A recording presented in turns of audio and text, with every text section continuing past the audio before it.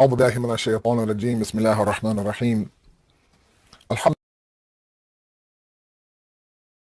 لله رب العالمين الحمد لله الذي لا يبلغ مدحته القائلون ولا يحصي نعماءه العادون ولا يؤدي حقه المجتهدون الذي لا يدركه بعد الحمم ولا يناله غوص الفطن ثم الصلاة والسلام على أشرف الأنبياء والمرسلين حبيب قلوبنا وطبيب نفوسنا وشفيع ذنوبنا سيدنا ومولانا أبي القاسم محمد اللهم صل على محمد وآل محمد وعجل فرجهم وأهل بيته الطيبين الطاهرين المعصومين المظلومين لا سيما بقية الله في الأرضين صاحب العصر والزمان خليفة الرحمن إمام الإنس والجان ولعن الله أعداهم أجمعين إلى يوم الدين أما بعد السلام عليكم ورحمة الله وبركاته.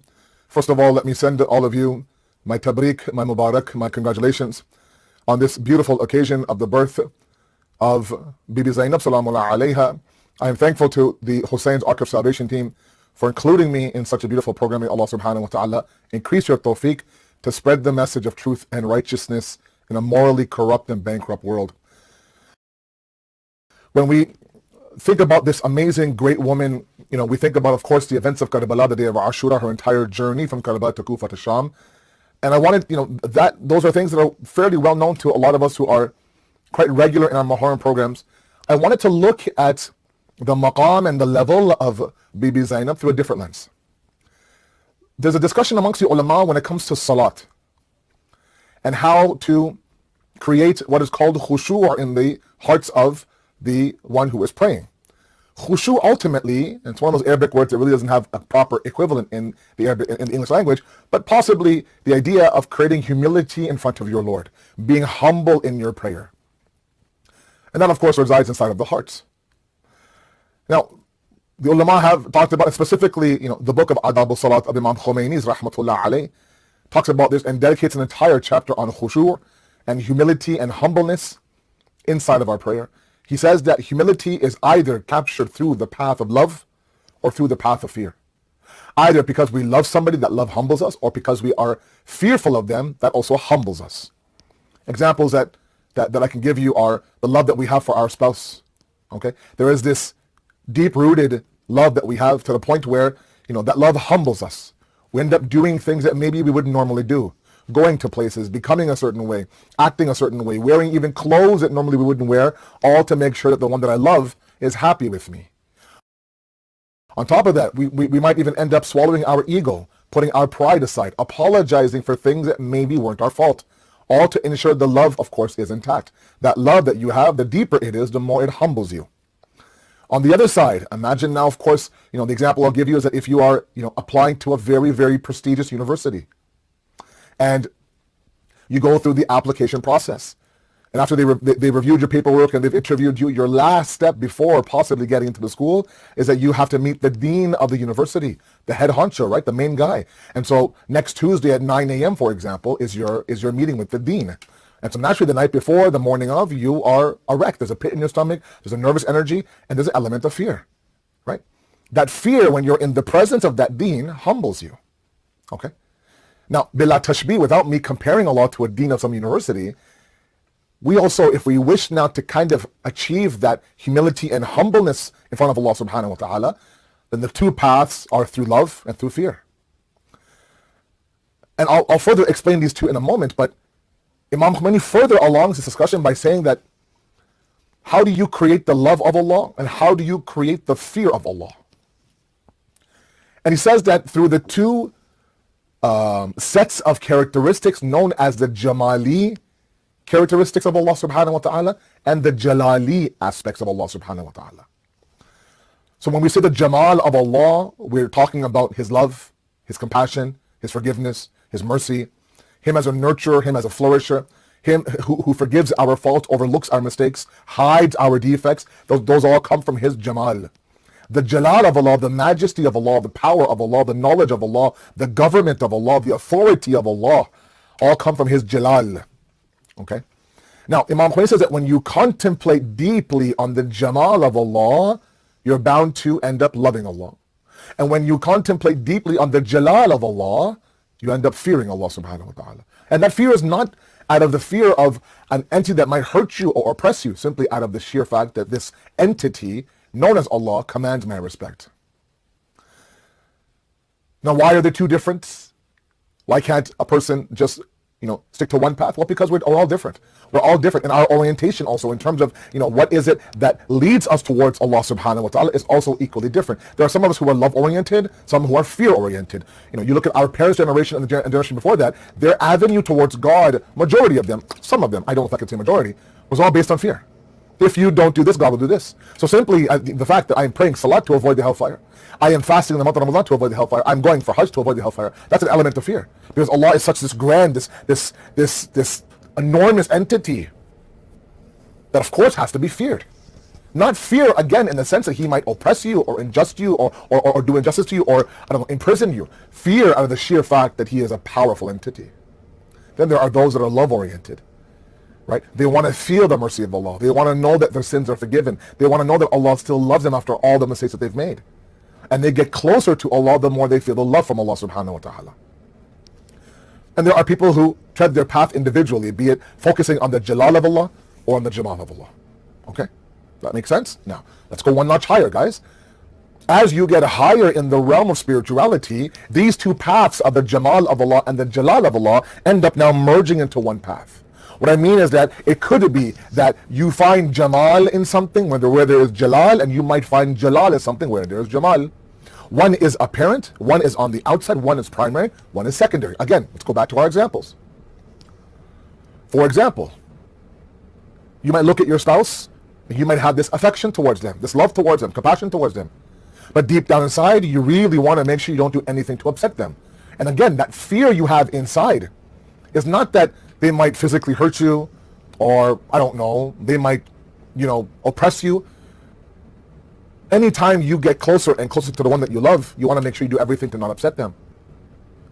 Okay? So while on the outside you are in love with the Jamal of that individual, the beauty of that individual, the heart of that individual, deep down inside you also want to avoid the Jalal of this person. Okay? Sometimes spouses, when they fight, right? It's just nothing in the world seems right. Things at home are tense, so every little encounter outside the home just becomes amplified. But when things are right at home, even the biggest things outside are manageable. Okay? So on the outside is Jamal, but in the inside is also Jalal as well.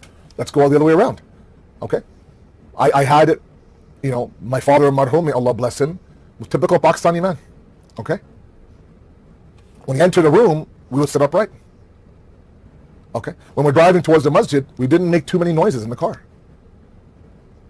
Okay, if we're at a dinner table together, I would make sure that he's got everything around him, and then we would begin to eat. There was this element of fear, out of respect, of course. Did that mean that I didn't love my father? No, on the outside there was fear. I would put my head down, quiet, blah blah blah, this and that, watch my words. But deep down inside, that respect for him came from a love for him. Meaning, what I'm showing outside is that I am in tune, and my orientation is with the Jalal of my father, but my heart now screams the Jamal of my father. I love him because he provides for me. I love him because he's my safety net. He's my security, right? If I need anything, I know if the world closes its doors on me, my father is there for me. Okay? But it takes a special set of vision to see that. It takes a special pure heart to see that. That it's possible that something that is Jalali in nature also has an element of Jamal inside of it. Okay? So for example, the Ahlul Bayt, one of the incredible sunnahs that I've spoken about before is the idea that they would be individuals that would take the difficulty and the hardship of this world, and they would return back worship to Allah subhanahu wa ta'ala. Okay? So for example, Imam Qadim alayhi salam, our seventh Imam, if you right now online now, they have these images and even these videos of the Baghdadi prisons that he would have to spend his life in, half his life in. These were treacherous prisons, meaning that they were prisons that were not high enough of a ceiling that you can stand, not wide enough so you can lie down. You're in that middle sort of position, very uncomfortable. And here Imam Qadim is on the verge of entering this prison, and 14 years of his life he's spending in this prison, and the only thing on his lips is shukr, is thankfulness. In fact, a very famous statement of his is that he's thanking Allah for what? He's thanking Allah because he begged Allah, Allah find me a corner in this globe, in this world, where I am free of any distraction. I can just worship you in contentment, in my privacy, in my security. And he saw these difficult dungeons of prisons as those areas of worship. Can you imagine? What looks like the jalal, what looks like something that is quite powerful and intimidating, he saw in it an area where he can really now focus on the jamal of Allah, worship the beauty of Allah, worship the power of forgiveness of Allah subhanahu wa ta'ala. If that all makes sense to you guys, come to Bibi Zainab salamu alayha. This was a woman who saw things on the day of Ashura in the plains of Karbala that hatta Imam Hussein didn't see. She stood there on Tilla Zainabiyya. Nobody else stood there on Tilla Zainabiyya. Imam Sajjad didn't. Kulthum didn't. No other person did. 70 steps away from where her brother was being killed brutally by thousands of enemies, it was her and her alone that stood there and watched this. Imam Sajjad was inside the tent. Imam Hussein never saw one body trampled on the plains of Karbala. Bibi Zainab saw all the shuhada trampled. Some by 2 horses, others by 3. Imam Hussein by 10 horses. Imam Hussein never saw one head on the spear, on the Noke Neza, as you say in Urdu. Bibi Zainab saw all of them. From her owner Muhammad, to her beloved Ali Akbar, to the powerful Abu Fazl Abbas. In fact, it is oftentimes said in the Masa'ib and the Musibah of Janab Qasim, that why is it that Imam Hussein now entered the Maidan and the battlefield of Karbala with such force? You know that, the trampling of the bodies that happened during Janab Qasim Shahadat. Now there's a difference of opinion of whose body was trampled, but nonetheless there were bodies that were trampled. Why did that happen? That happened because when Janab Qasim now called out for his uncle for help, our Maqatil say that Imam Hussein was looking towards the battlefield and he saw that this Qatil, the enemy of Janab Qasim, was about to strike him with a sword. He was about to behead him. And Imam Hussein could not fathom and could not, possibly, accept the fact that one of his loved ones, the son of his brother, be beheaded. So he roared inside the battlefield of Karbala, with such force. The horses now were scattered. Whoever body was on the ground was trampled. But the sheer idea and the possibility of the head being separated from the body for Imam Hussein was something that he could not handle. And not one, not two, but every male shaheed was beheaded and their head was put on a spear. Who's watching this? Bibi Zainab. Imam Hussein never saw one damage done to the tents. Bibi Zainab watched them as they're set on fire.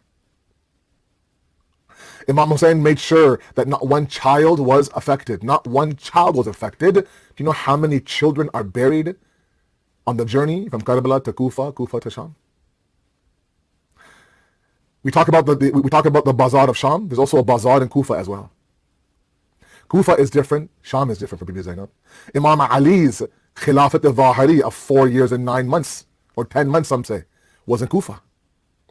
Bibi Zainab, when her father was made the Khalifa by the Ummah, was in her 30s.